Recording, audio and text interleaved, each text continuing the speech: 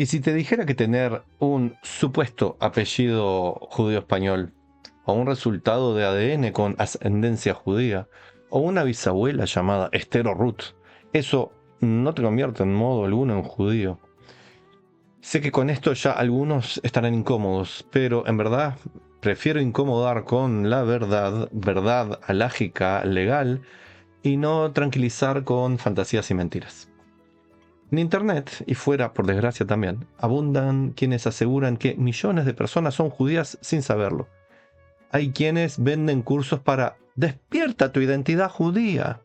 Otros que con un examen genético en la mano ya se presentan como rabinos, maestros, enseñan Torá o dicen haber regresado al judaísmo sin ser judíos.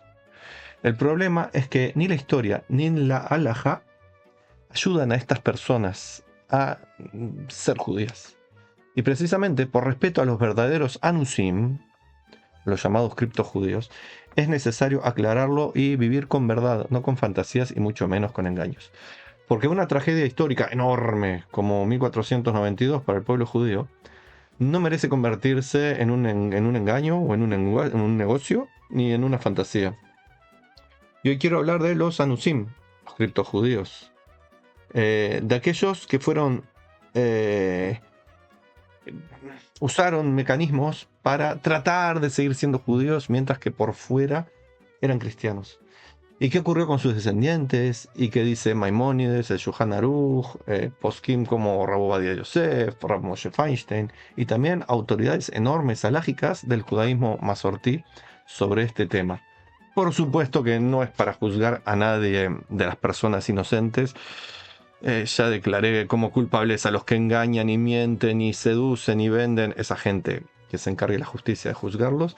Pero aquellos que están engañados, por supuesto que no quiero juzgarlos, ni me corresponde, ni es mi deseo, ni tampoco aquellos que sufrieron la persecución hace 500 y pico de años. Quiero distinguir entre lo que es emoción, lo que es engaño y lo que es verdad. Entonces, ¿qué significa anusim? Anusim en hebreo, es una palabra en hebreo, significa forzados.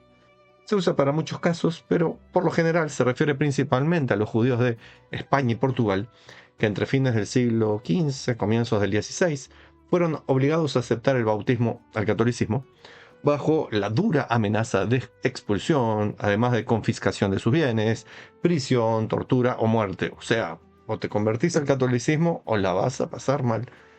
Muchos aceptaron el bautismo solamente de manera externa. En sus casas seguían encendiendo discretamente las velas antes del Shabbat, porque si los vecinos lo veían, iban corriendo al cura, el cura a la Inquisición, y la pasaban muy mal, lo que ellos llamaban chancho, marranos. Muy mal. Estos, los criptojudíos, los anusim, criptojudíos significa judíos escondidos. Los anusim, los forzados a convertirse al catolicismo, evitaban comer cerdo. Obviamente que si lo estaba viendo el cura tenían que comerlo. Ayunaban en determinadas fechas, pero para el público comían. Recitaban fragmentos de oraciones que recordaban de memoria. Conservaban algunas costumbres familiares cuyo origen muchas veces ya no sabían de dónde provenía. Por eso también se los conoce, como dije, criptojudíos. Judíos que ocultaban su identidad para de cierta forma sobrevivir. Pero aquí aparece una realidad muy, muy incómoda. Hubo cientos de miles de judíos que hicieron otra elección, alrededor de 300.000 solamente de España. Ellos decidieron que era más importante su identidad judía y vivirla públicamente. Por lo cual dijeron, ok, vamos a abandonar nuestras casas, dejaron sus negocios, dejaron atrás las tumbas de sus padres, dejaron un montón de dinero porque les confiscaban la platita, se podían llevar apenas un par de cositas.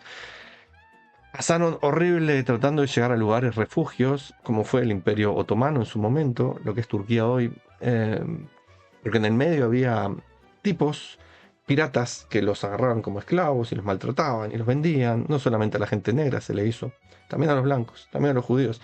Hace 500 años atrás era común.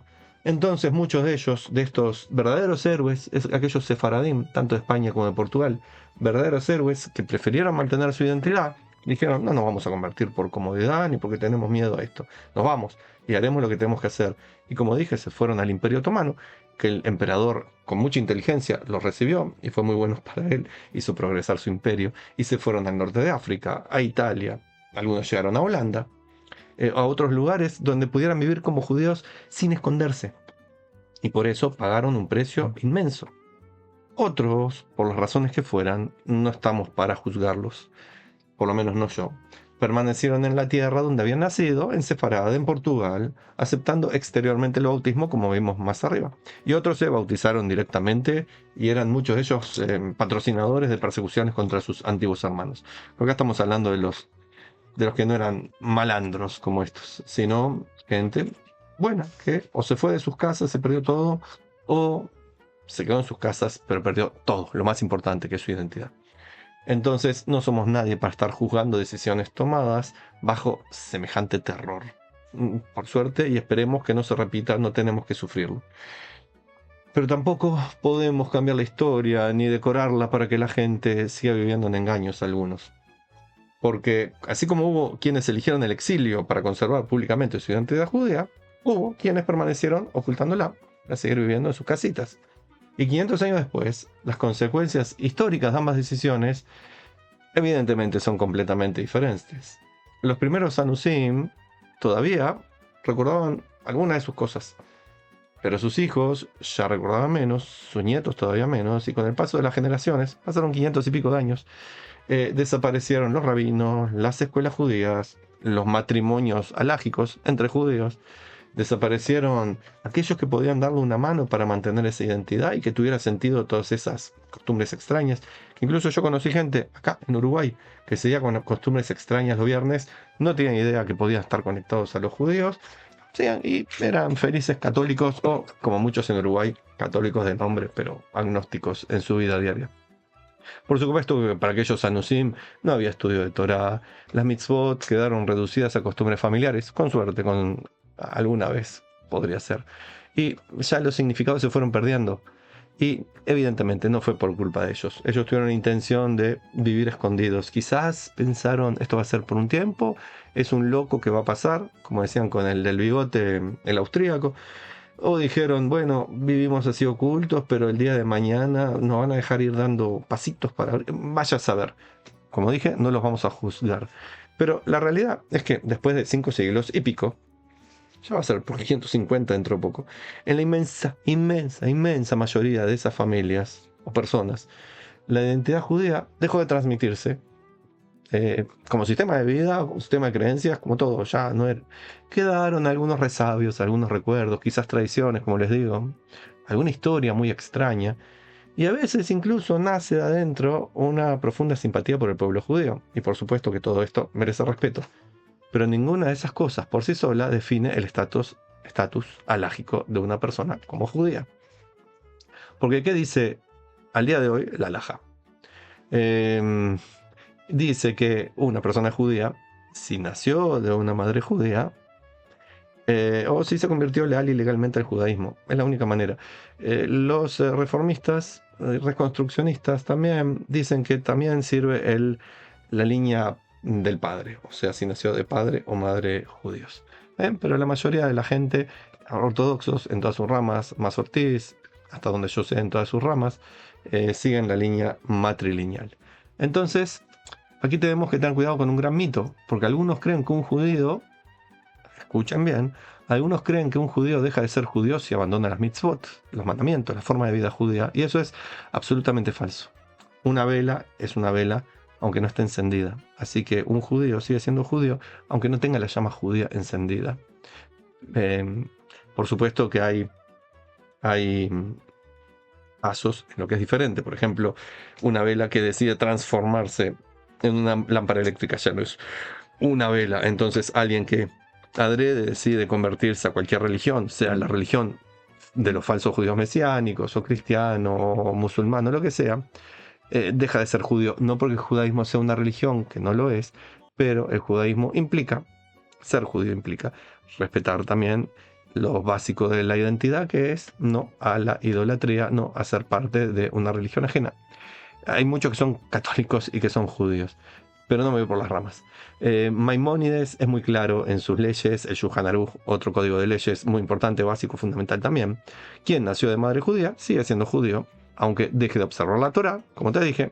Una vela, aunque no tenga la llama encendida o su llama sea muy pequeñita, sigue siendo una vela. Entonces, ¿cuál es el problema con la mayoría de los descendientes actuales de aquellos Anusim de hace 5 siglos? Y no es que sus antepasados dejaron de cumplir, no, ni siquiera que se bautizaron porque lo hicieron de una forma engañosa. De hecho, Maimónides tuvo que decir la declaración de fe musulmana para que no lo maten y vivir como musulmán externamente. Hay menos problema con eso que con el bautismo. Pero tuvo que hacerlo como una manera de sobrevivir y luego se fue a un lugar donde pudo vivir su vida a plenitud. Entonces el problema no es que se disfrazaron, el problema no es que no cumplían mitzvot, nunca fue el problema realmente. Hubiera sido mejor que hubieran tomado otra decisión e irse, ¿no? Pero bueno, dije, no vamos a juzgar. El problema es que después de 500 años, sus descendientes no tienen cómo demostrar el estatus halágico, no tienen cómo demostrar que son hijos de judíos, en su gran mayoría. ¿Por qué? Porque no existen ketubot, o sea, actas de matrimonio legales dentro del judaísmo. No existen registros comunitarios, evidentemente, no formaban parte de comunidades judías. No existen documentos que permitan reconstruir con certeza que vienen de línea materna, generación tras generación, tras generación, tras generación, tras generación. Que son como 10, 12 generaciones o más, que deberían demostrar que son descendientes por línea materna. No importa si el papá era católico, musulmán o Papá Noel. Importa que del lado de la madre hayan sido generación judíos. Y no hay cómo demostrarlo. Por lo menos en muchísima mayoría de los casos. Y la halajá establece que la identidad judía es fundamental a través, se adquiere más que fundamental, se adquiere por haber nacido de madre judía o por un giur válido, una conversión válida. Cuando no hay certeza, aparece evidentemente la forma de decir, no, esta persona no es judía, o también a veces, en ocasiones, puede aparecer la duda.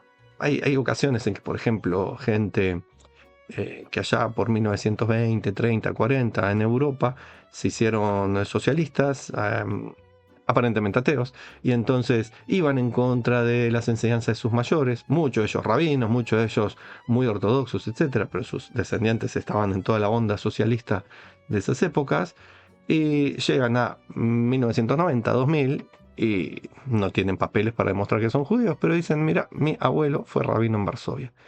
No tiene el casamiento de los padres, pero queda ahí sí una duda halágica que se puede resolver de alguna manera. Pero cuando ya estamos hablando de 500 años para atrás, sin ningún papel, porque el abuelo en Varsovia hace 2 generaciones atrás, hay forma de mostrarlo, aunque no haya casamiento halágico. Entonces, acá no importa lo sentimental, no importa mi alma me dice, yo creo, Papá Noel me iluminó alguna noche. Acá hay una duda jurídica. Esto es un tema de ley, no es un tema de sentimiento, me parece, o me dijo un tipo en un video en internet. El Shulchan Aruch, en Yoredea 268, establece el procedimiento del giur. Por eso tenemos clarísimo las leyes que hay que seguir. Tenemos también a Maimónides, antes de Shulchan Aruch, que había establecido también cómo es el proceso y lo delicado que es conseguir su pareja, etc. Y tenemos poskim enormes contemporáneos, como mencioné, a Rav Ovadia Yosef, a Rav Moshe Feinstein, que al estudiar distintos casos de descendientes de Anusim, sostienen que cuando el linaje no puede probarse, sí o sí debe realizarse un proceso halágico que otorgue certeza. Lo mismo sostienen las autoridades halágicas del movimiento Masortí. Por supuesto que habrá alguna discusión sobre detalles del procedimiento, pero el principio es exactamente el mismo. La identidad judía no se presume, se demuestra con papeles o testimonios que sean válidos, todo dentro de la norma, no del sentimiento, no del me parece, no del que quiero creer, no el que un video me dijo, no que un rabino un día me dijo que sí, hay necesidad de papeles o testigos. ¿Y qué pasa con aquellos que se hicieron los análisis genéticos, que uno por unos dólares, unos pesos, manda un poco de saliva en un cotonete, no sé, creo que a Alemania, y le devuelven un informe que dicen 3% neandertal, 6% negro subsahariano, 4% chino del Kurdistán, etc. Y alguno puede aparecer también ADN caucásico judío, ashkenazí o sefaradí, etc. Y eso a algunos les genera enorme confusión. Porque dicen, tengo el ADN que dice que tengo porcentaje judío. Y eso, obviamente, que para un genetista es muy interesante.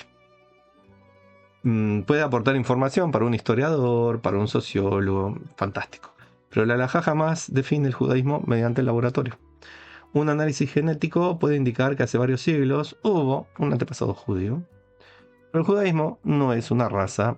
El judaísmo no va por la sangre, si no, no habría judíos negros, chinos, indígenas de acá de América, hawaianos, blancos del norte, blancos del sur. No es una raza, no va por los genes. Así que ni la halajá va por los genes, ni tampoco el judaísmo va por los genes, porque si no, no habría giur, conversión. Una persona viene y dice, hola, quiero ser judío, se convierte, no importa su color de piel, de dónde vino su familia, en qué creía antes, no importa, que quiere convertirse leal y legalmente al judaísmo, y así ocurrió con sus antepasados, si se convirtieron. Y puede venir una persona con ADN judío, darse una generación atrás, y 4 abuelos judíos, y ser una vela apagada, pero que aparte quiere ser una lámpara que no es una vela. Entonces, ¿qué importa el ADN? Tampoco importa la religión. Hay gente gentil que vive religiosamente como judíos, pero no son judíos. Lo que importa es lo que la ley establece. Y acá tenemos entonces que ni los sentimientos ni el laboratorio de genes reemplazan lo que es la regla de quién es judío. Y hay que ser claros con esto, que obviamente, como no quise juzgar a los anusim originales, tampoco estoy juzgando a la gente que descubre honestamente que tiene una historia familiar vinculada a los anusim. Sea porque descubrió, mira, mi abuela prendía velas el viernes de tarde en un ropero y no sabía por qué. Mira, siempre en mi familia todos tenemos que llamarnos David de segundo nombre. No sabía. Esta gente que descubre esto y que se cree que son ellos, anusim, que en realidad no. Los anusim habrán sido hace 500 años. Pero esta gente también merece respeto, obviamente. Merecen ser escuchados en sus dudas y ellos tienen que aceptar que no tienen las respuestas ni pueden condicionar a los judíos acerca de lo que es la ley. Estas personas que creen que sean no anusim, vuelvo a decir porque no son los forzados, sino benei anusim, los descendientes de anusim, merecen respeto, merecen ser escuchados y ellos deben acercarse al judaísmo humildemente. ¿Para qué? Para pedir ser acompañados. Porque estoy hablando también de otro fenómeno que lo vi algunas veces en México, lo vi en Venezuela cuando estuve ahí. Personas que encuentran que, mi apellido termina en Z o en EZ, Pérez, Rodríguez, González, etc. Eso es un apellido sefaradí. No, no es un apellido sefaradí, quizás algún antepasado lo fue. O que su bisabuela se llamaba Esther y hacía cosas raras un día al año. Perfecto. O el pequeño porcentaje de ADN que es compartido con poblaciones sefaradíes originales. Y al día siguiente ya andan diciendo, soy judío, se ponen barbas, se dicen, soy el rabino, Miguelito. Entonces, hay que tener mucho cuidado con esa gente. Porque estos, incluso, estoy diciendo, no los que están confundidos, buena onda, sino los que asumen lugares que no les corresponden, terminan creyéndose que tienen derecho a corregir a rabinos, corregir la ley judía, ponerse a decidir lo que está bien o lo que está mal acerca de lo que es el judaísmo. Y ni siquiera son judíos. No digo, vuelvo a decir, aquellos que honestamente se confunden, todo lo demás. Mi enojo siempre es con los que engañan, los que mienten, los que usurpan, los que adrede quieren hacer daño a otros y están haciendo también daños a ellos. Por eso, estos anusim o cripto judíos o hijos de anusim, vuelvo a decir, anusim hoy en día que yo sepa no hay, quizás alguno en un país musulmán, vaya a saber. Entonces, no porque sean de aquellos de hace 500 años, sino que son forzados hoy en día a esconder su identidad. Entonces no tendrían que crear comunidades y mucho menos siguiendo a chantas que los quieren engañar. Porque eso no es lo que corresponde al histórico, mucho menos a la halajá, y no están honrando a los verdaderos anusim. Están utilizándolos como una excusa, anda a saber para qué. Y están convirtiendo una tragedia histórica real en una identidad imaginaria, otra tragedia también, tanto para ellos como para los judíos verdaderos. Pero entonces, ¿existe algún camino para esta gente, los verdaderos descendientes de Anusim, o que se creen que son ellos? Eso, por supuesto, y es hermoso el camino. Si alguien descubre una historia familiar auténtica, verdadera, verídica, y siente un verdadero llamado, sincero, honesto, del corazón hacia el judaísmo, las puertas del judaísmo no están cerradas. Pero el camino comienza exactamente donde siempre comenzó, siendo humildes, no pretendiendo imponer sus ideas. yendo a estudiar, empezando a formar parte de una comunidad judía establecida, no una inventada, consiguiéndose un maestro que de verdad sepa de judaísmo, de noajismo, de qué es un anus, de qué no, de que hay leyes, cómo se cumplen, etc. Puede ser rabino o no, pero tiene que ser una persona judía preparada de verdad. Ir aprendiendo cosas de la vida judía real, no las que fantasean tantos que uno encuentra en internet, que son tremendos. Si se pudiera poner multas o presos a tantos chantas, sería fantástico, pero no se puede. Y entonces, si esta persona, el descendiente de Anús, real o no, crea que es un descendiente de Anús o no, pero una persona que encuentra el llamado a ser judío, llega un día en que va a decir, ok, ahora siento que puedo pasar por el proceso de giur, de conversión, de acercamiento formal y legal al judaísmo, ilegal al judaísmo, a través de un Beit Din. Y eso para nada es una humillación, hacer todo el camino, lento pero hermoso. Es el mismo camino que la halajá establece durante siglos para dar certeza a la identidad judía. A una de estas personas socialistas que no tienen cómo demostrar que su antepasado de hace 2 generaciones es un rabino y quiere volver a la raíz judía, también va a tener que hacer lo mismo, porque no tiene cómo demostrarlo, a no ser que encuentre familiar, encuentre a Ketúa, etc. Así que no es una humillación, no es un no, vete, fuera. Es decir, hay un camino y hay que seguirlo. Y no vivimos de emociones, que son fantásticas, pero no para cuando son temas legales. La legalidad no se maneja con emociones, se maneja con legalidad. Entonces, para ir terminando, quiero dejarles una reflexión. Que los verdaderos Anusim, aquellos, los verdaderos de hace 500 años, no eligieron una moda espiritual. Estaban en medio de una tragedia que los implicaba a ellos directamente. Muchos fueron torturados, asesinados. Muchos vivieron toda su vida con miedo, después de disfrazarse de lo que no eran. Y otros abandonaron todo para seguir siendo judíos. Esos eran otro tipo de anusim, no para cambiar su identidad. Estaban forzados al exilio. Gente que todavía sigue recordando y teniendo la llave de sus casas en Sefarad. Esa gente, por supuesto, que tuvieron esa valentía, ese coraje, esa enorme dignidad de mantener la identidad judía. Pero nosotros hicieron lo posible por sobrevivir, los que se quedaron en Sefarad ocultándose. Así que si uno de ustedes que ve este video, o se lo compartieron, y descubre que probablemente, vaya uno a saber, pero por ahí desciende de uno de aquellos Anusim, de los que se quedaron en España, en Portugal, escondiendo su identidad, obviamente que no tienen ningún motivo de vergüenza, así como no se puede juzgar a aquellos de hace 500 años, tampoco a los actuales que tienen esta creencia de que son descendientes, porque esto puede ser el comienzo de un camino extraordinario. No hay que decir, upa, mirá, era judío, yo lo sabía, lo sentía en mi alma, sino que hay que empezar buscando la verdad, estudiando, como dije, con humildad, aprendiendo, la verdad, viviendo en una comunidad judía, cuando se les abre la puerta. Hoy en día está complicada la seguridad, así que hay que también aguantarse, aceptar tiempos, etc. Siempre con humildad, aprendiendo halajá y empezar a respetarla, porque la identidad judía es una cuestión de nacer de una madre judía o de formar parte de la familia a través de lo que la ley establece. No es una decisión personal, es o naces o haces el camino y alguien te recibe, pero no es algo que uno dice, ah, soy judío. No tiene que ver con ADN, como dijimos, no tiene que ver con apellidos, porque uno puede ser de apellido Cristiani y ser judío, y puede ser de apellido Rabinovich y ser católico. La identidad judía es una realidad histórica, espiritual y jurídica, pero principalmente es parte de una familia que se sostiene a sí misma como eso, como una familia. Justamente por eso el pueblo judío protege esa identidad y la mantiene hace 3000 años, con variaciones, y vamos incorporando cosas y modificando, pero nosotros seguimos existiendo. Pasamos de ser una vela así, a otra vela así, a otra vela así, pero siempre seguimos siendo velas y no lámparas o alguna otra cosa. Si cualquiera pudiera declararse judío porque algún apellido, que no hay apellidos judíos en realidad, pero bueno, algún apellido en el árbol genealógico coincide con una persona judía, o porque un laboratorio detecta que tiene un porcentaje X de ADN que es compartido con el pueblo judío, o incluso hay enfermedades específicas de judíos ashkenazíes, y dice, mira, tengo esta enfermedad, eso no quiere decir que esa persona es judía. Entonces, hubo generaciones enteras, hay generaciones que van a seguir estando, que son fieles a la halajá, incluso cuando esa fidelidad les costó el exilio, como dijimos, esos enormes y valerosos sefaradíes. Les costó sus bienes, su vida, su libertad. Y entonces, aquí vuelvo a hacer una distinción clarísima. Mi crítica, vuelvo a decir, no es ni para los Anusim verdaderos, ni para los verdaderos descendientes de aquellos Anusim, Todo lo contrario, como ya dije, merecen ser escuchados, respetados, comprendidos, acompañados.